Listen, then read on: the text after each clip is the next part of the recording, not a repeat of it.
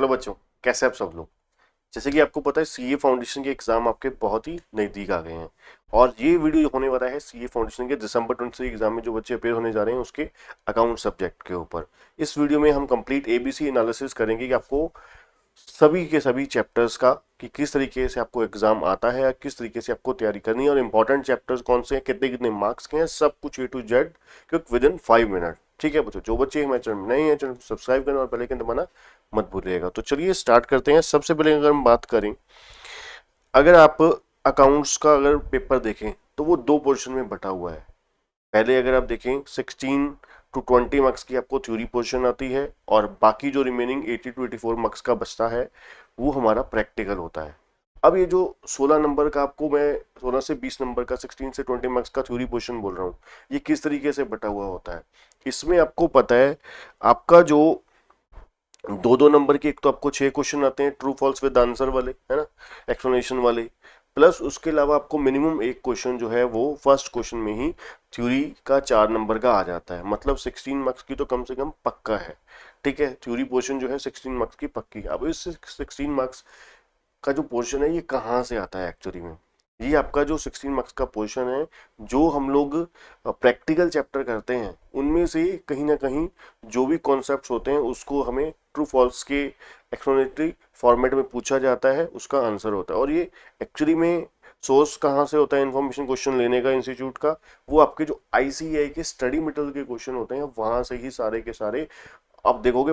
Majority question आपको वहां से ही दिखने को मिलते हैं और कम से कम 6 में से एक क्वेश्चन आपको रिपीट होता है एग्जाम में। अगर आप देखोगे ना पिछले 6 से 7 साल के जो 2018 से लेकर अब तक के जितने भी एग्जाम हुए हैं अभी तक, तो उनमें से ही रिपीट हो जाता है। ठीक है जी।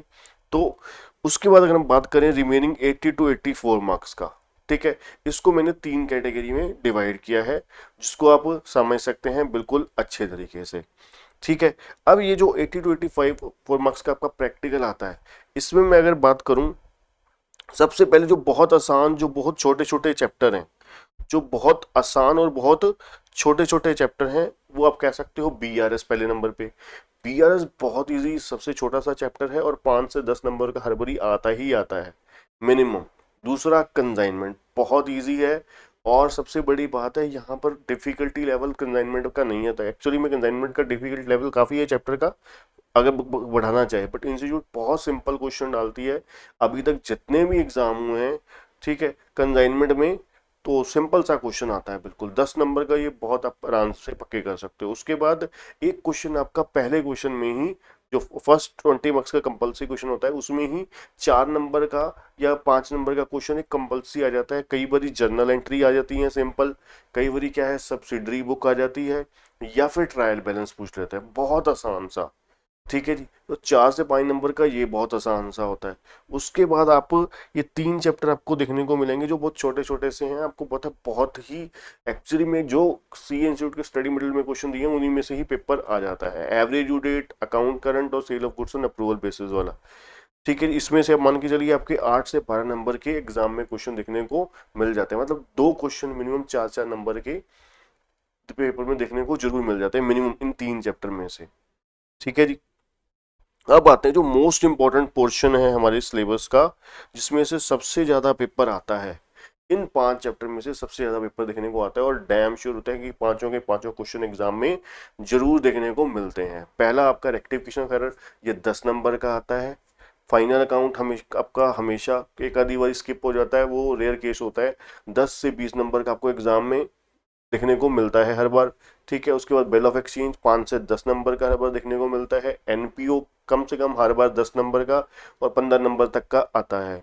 शेयर कैपिटल 10 15 20 किसी भी मार्क्स का 10 नंबर का मिनिमम आएगा, 20 तक भी चला जाता है। तो मान के चलिए आपके ये 5 चैप्टर हो गए तो आपने 50 से 60 नंबर पार पा लिए।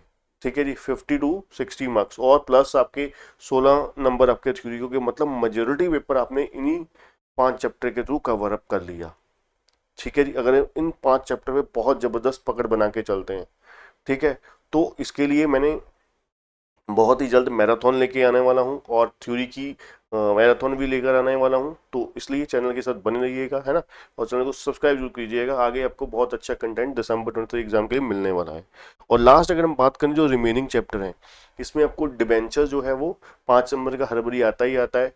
उसके अगर हम बात करें डेप्रिसिएशन, डेप्रिसिएशन मिनिमम 5 नंबर का, कई बार 10 नंबर का भी आ जाता है, चला जाता है 10 नंबर के।